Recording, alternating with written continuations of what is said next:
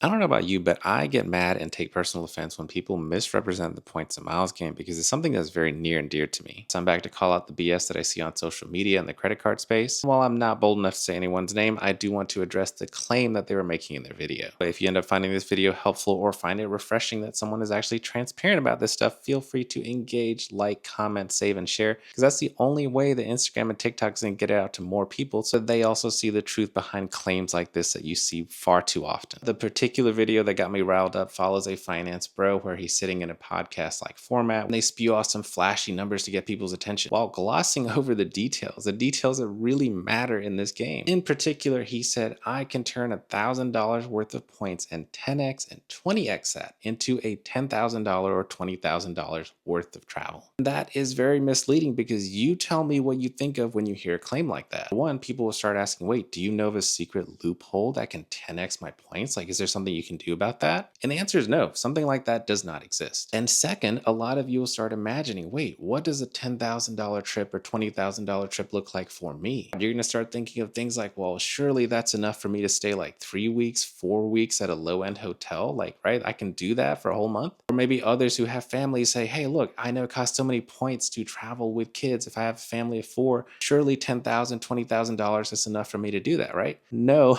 wrong again. Because the example that people are referring to when they make claims like this, 99% of the time, I assure you, they are just referring to one business class flight. Yes, one flight for one person, period. That's the only way you're going to get so-called $10,000 worth of value because I've taken these trips myself, and whenever I book them, I do track the price on Google Flights for shits and giggles, but shits and giggles is all it is because let's be real, none of us are paying $10,000 cash out of pocket for one flight. That's the whole reason we're points hacking, right? To avoid these kind of expenses. Say, look, I recently booked a business class flight for 100,000 points, and by the way, if you look that up on Google Flights, the cash price would be $10,115 or whatever it is. It's short, it's simple, and it still establishes your authority in this space. At the end of the day, I love points and miles. It has allowed me to do some amazing things, so I want you all to experience the same amazing things. But what's important to do early on, especially as people who are providing content in that space, is to set realistic expectations. I don't want you guys to get into it thinking, oh, it's so easy to do this and that.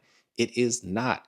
While it may be free in terms of not having to pay the cash the majority of the time, it's not free in terms of the research and the education and the searching that you have to do. OP, if you see this, I'm not trying to start anything. Look, I get it. It's really hard to get across nuance in a 30-second or 60-second video, but please, we all have to try better to not to mislead people who want to get into this hobby.